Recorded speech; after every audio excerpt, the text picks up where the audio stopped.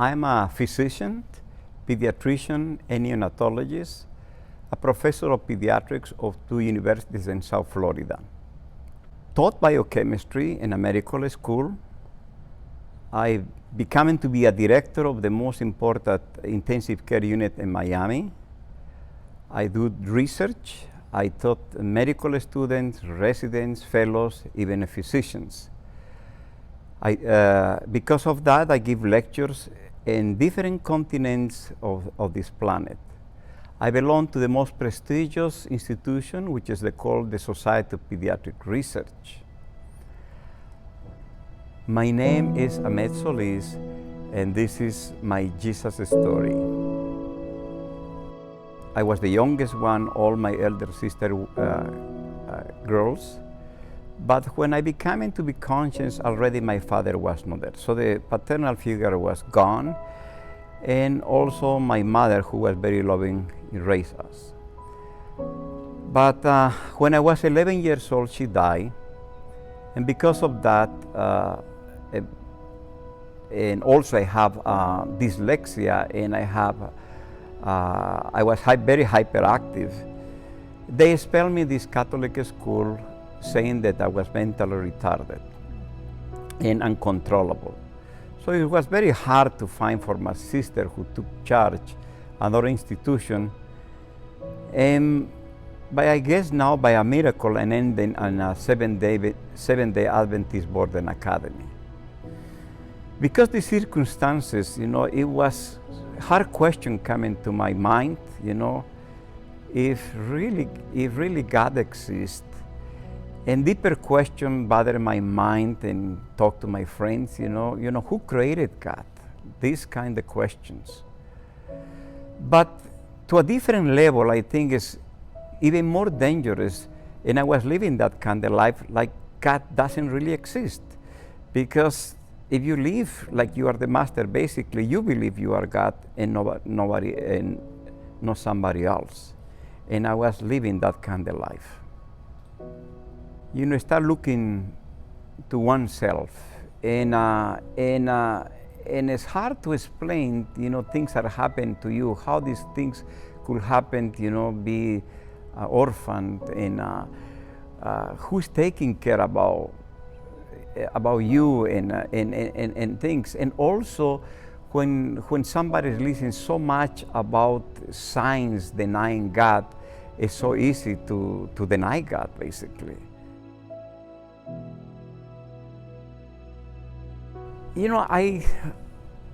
All the time my mind was very curious about science. That was one thing I really believe. And in physics, actually really helped me, because what we see is only a spectrum of waves. So it's a bunch of waves we don't see at all. For example, the X-rays. The X-rays, we don't see it, but really exist, and they are very dangerous. So I knew by science that there's a world that we are not able to perceive with our eyes. So I have that background. A missionary came from United States to Bolivia. One night it was going to be like a vigil, I think, overnight, praying and so on. And she invited me personally, and I say I will be going. But the same night, my best friends, they invite me to do, like they call, we're going to have a festival, like a music and so on. I was going to the dorm, and when I was getting into the dorm, I saw my friends running, and some of them bleeding from their nose and running for their lives. And I said, what happened? And I guess my friends, they were practicing some kind of Ouija table, and they were calling some famous dead, like the Che Guevara, and in the middle of the things, they start receiving punches in the bodies, and they could not control and run away. So for me, I was afraid of that thing. I didn't want to be somebody touching me, and then by force I went where was the meeting. So when I went to the meeting, they were projecting the life of Jesus. And it was funny. When I started looking the picture or the movie of Jesus, also was afraid.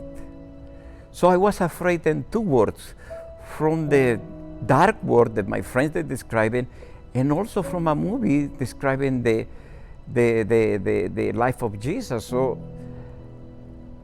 I didn't know what to do. So I say, I will go to, now that some people are going to the dorm, I will go to the dorm and stay there. But when I was coming from the door, my teacher, that missionary, was sitting with probably a dozen of, guys and girls, teenagers, and she said, Amed, come. And probably she perceived I was somehow having a conflict in my say, and I didn't answer to her, and she just cut to the chase, and she say, Amed, do you know that I love you? And I look at her and I say, I don't believe you. And she was a pretty girl, she was making a fool of herself in front of this thing. And she said, if I cut my veins in front of you and the people, will you believe that I love you?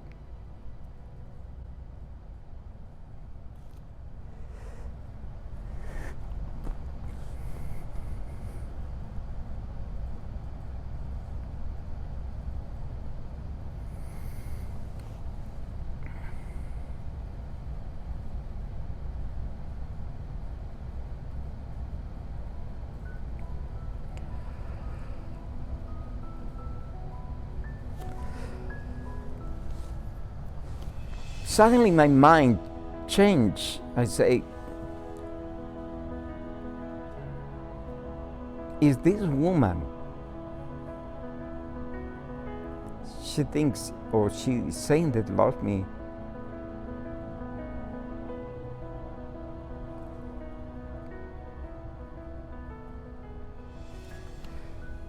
probably God loves me too.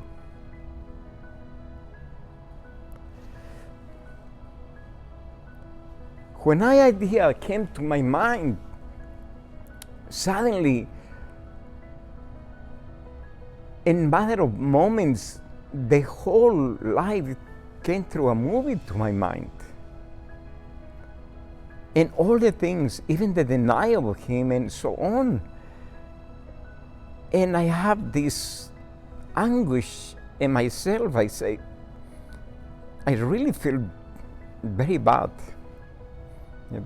Very unworthy, and I was struggling.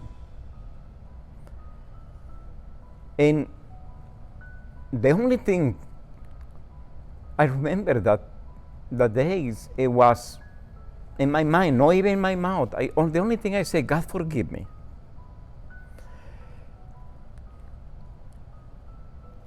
And as soon as I say that, I felt something came to me. And I feel so clean, so happy, like never I felt before. And I want to grab that moment. And after that, I joined the group. Then after that, I stayed in the church. And I slept in one of the things because I didn't want that moment to go away. And when I wake up from a short nap, somebody gave me a New Testament and I start reading. And when I start reading, suddenly this book had a life. Before it was a boring book. I hated it, I didn't like it to read it, it was kind of boring basically. Probably I don't hate it, but I didn't like it to read the thing. Suddenly this book becoming to be like so wonderful, like having words of life. And I guess, that was my first encounter with the spiritual world. Was not the only one. And I guess the devil was not going to let me alone. And God allowed me to go to different, I will say, extraordinary experiences. For example, when I was alone, one time I felt I was just sitting in my desk, nobody was there, and I felt like somebody was choking me to the point to faint. And nobody was there. And when I was going to pass away, the only thing that came to my mind was, God help me. And as soon as I say that, God help me, the thing went away. But one specific night, I remember I was doing my homework of physics, and I went to sleep a little later than my roommates. They were sleeping already. And when I was sleeping, I felt like lights that were coming from the window. And as soon as the lights that were coming from the window, I saw this huge black thing appear in the corner of my bed. And I felt like somebody was holding my hand, and I could not move. And the air of the room was very heavy. And suddenly, that bull started speaking to me. Very short thing. I say, Amed, if you follow the good way, you're going to be in a lot of trouble. And again, for me was only to claim, God, please help me. And as soon as I did, that will gone. And there was several intents like that.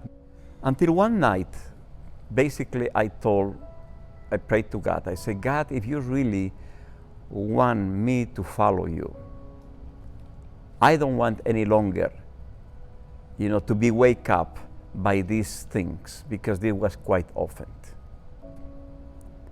And in the morning, I just felt like, say my name, Amed. It was the sweetest voice I ever heard in my life. And that was winter, and a cricket started making a noise. And I wake up, and that was it. Never again bother me, that voice. So I guess, some people, they are convinced by arguments. Some people are convinced, like John, by a powerful preaching. But I guess, I was like Paul, to be convinced by extraordinary things. And I think God meet us where we have to be convinced. My name is Amed Solis, and this is my Jesus story.